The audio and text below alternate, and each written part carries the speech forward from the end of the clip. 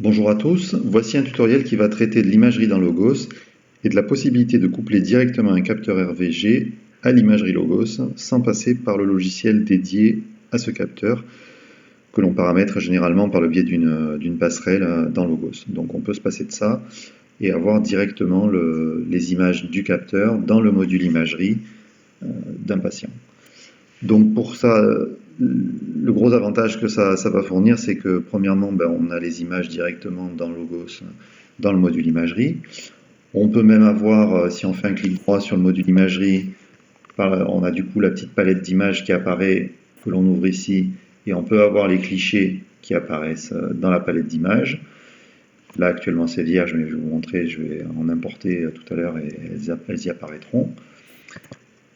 Et le deuxième gros avantage, c'est que ça permet, lors de la sauvegarde quotidienne que nous faisons des données patients, de pouvoir aussi en même temps sauvegarder les images que nous avons prises dans la journée et du coup ne pas se préoccuper d'un programme tiers qui servirait à sauvegarder les images que l'on prend. Voilà, donc du coup le backup de Logos permet à la fois de sauvegarder les données patients et à la fois de sauvegarder les images qu'on a dans Logos. Donc pour ça, il va falloir faire un petit réglage dans l'imagerie. Donc je vous montre, on clique sur le module imagerie après avoir ouvert une fiche patient. Et dans ce module imagerie, il va falloir paramétrer le bouton source 1. Donc s'il n'apparaît pas là dans le bouton imagerie, c'est qu'il n'est pas paramétré pour le moment. Donc il suffit d'aller dans les paramètres de l'imagerie en haut à droite. Voilà, on ouvre les paramètres de l'imagerie et on va cliquer sur l'onglet source 1. Donc au niveau de la source d'acquisition, on va sélectionner un port automatisé. Ensuite, catégorie par défaut pour cette source, ce sont des clichés rétroalvéolaires que l'on va obtenir, puisque les capteurs RVG prennent des clichés rétroalvéolaires. Ensuite, il n'y a pas de programme externe à lancer. Et c'est là qu'il faut rentrer un nom de répertoire. Alors ce nom de répertoire, en fait, il correspond au dossier de stockage temporaire des images qu'effectue le capteur lorsque vous prenez un cliché. Moi j'ai un capteur Gendex Visualix HDI, donc c'est un capteur qui a plus de 10 ans, qui est donc relativement ancien, mais qui pour moi me convient parce qu'il prend de très bons clichés. Et je sais qu'il stocke ces images temporaires tant que je ne les visualise pas par autre chose. Dans ce répertoire, c'est VixTemp. Donc c'est ce nom de répertoire qu'il faut placer. Il faut placer le nom complet, donc avec l'arborescence complète du répertoire, dans ce champ. Donc je ne sais pas pour les autres marques de capteurs quel est le répertoire temporaire. Je ne sais pas non plus si ça fonctionne de la même manière. Mais voilà, c'est le nom du répertoire temporaire de stockage des images qu'il faut rentrer dans ce champ-là. Une fois que vous avez fait ça, vous n'avez rien à mettre dans le champ suivant, rien dans le champ suivant encore.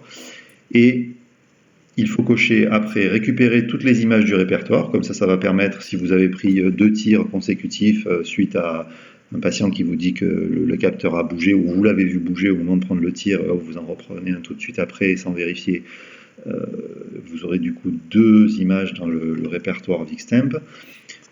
Et du coup, voilà, il faut récupérer toutes les images du répertoire et ensuite il faut cocher la case effacer les images après récupération, comme ça vous repartez à chaque fois avec un répertoire temporaire qui est vierge de toute image et qui évite, s'il y en avait qui étaient restés, de les mélanger sur un patient suivant. Voilà, ça évite les soucis. Donc une fois que ça c'est fait, vous quittez et du coup, pour ceux qui n'avaient pas le bouton source 1 qui apparaissait dans cette zone-là, là il doit apparaître puisque vous avez fait les réglages concernant ce bouton. Et là, donc du coup, j'ai pris quelques clichés d'exemple pour vous montrer la démonstration.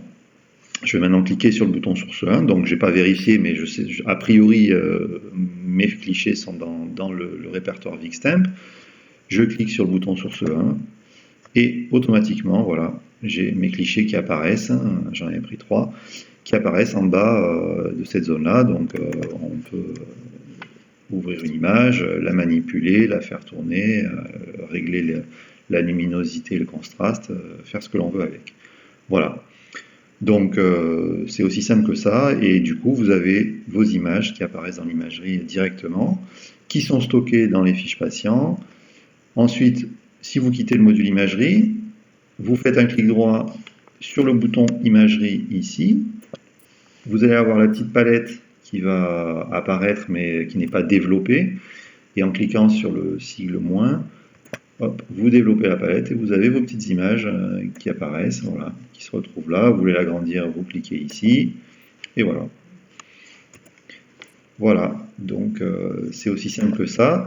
Et ça permet donc, comme je vous disais, le deuxième avantage, c'est que maintenant que les images sont stockées dans un répertoire qui est dans Logos, dans le dossier WLogos2, le dossier de données de Logos, eh bien, quand vous allez effectuer un backup, vous allez pouvoir sauvegarder automatiquement ce répertoire d'images et du coup ne plus avoir à vous soucier de sauvegarder les images à part. Donc là, si je lance un backup, alors le backup, normalement, il faut le lancer une fois que Logos est fermé, mais moi je le lance avec le programme où j'ai mis un lien externe. Voilà, vous avez le programme de sauvegarde et il faut bien cocher la case photo, là, ici, voilà.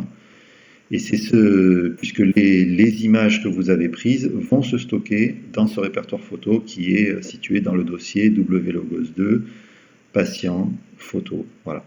Donc une fois que vous avez coché ça, vous êtes sûr qu'à chaque sauvegarde, vous aurez vos photos qui en même temps se sauvegarderont, ainsi que les données des patients. Voilà. Voilà, donc le tutoriel est fini et je vous remercie pour votre attention.